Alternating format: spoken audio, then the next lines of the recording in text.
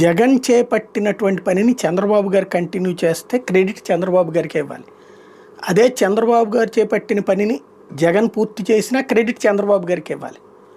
Hitech సిటీని శంకుస్థాపన చేసి ప్రారంభించే దానికి సంబంధించినటువంటి పనులు ప్రారంభించినటువంటి నేదురుమల్లి జనార్దన్ రెడ్డికి ఆ క్రెడిట్ ఇవ్వకూడదు. ఆ తర్వాత బిల్డింగ్ కట్టినటువంటి చంద్రబాబుకే ఇవ్వాలి. ఆ తర్వాత అసలు అదంతా పూర్తి చేసినటువంటి రాజశేఖర రెడ్డికి కానీ ఆ తర్వాత ఉన్నటువంటి వాళ్ళకి ఇవ్వకూడదు. అదే చంద్రబాబు గారు మధ్యలో పోలవరం అంతకుముందు ఎప్పుడో రాజశేఖర రెడ్డి హయాంలో ప్రారంభించిన పోలవరం తర్వాత పూర్తవుతున్న మధ్యలో ఆగిన మొత్తం చంద్రబాబు గారికి క్రెడిట్. అంటే మంచి జరిగితే బాబుకి క్రెడిట్ ఇవ్వాలి, చెడు జరిగితే ఎదురోళ్ళ మీదకి నెపం వేయాలి. ఇది మన రాష్ట్రంలో మీడియా వ్యవహార శైలి, అది నడుస్తూ ఉంది కూడా.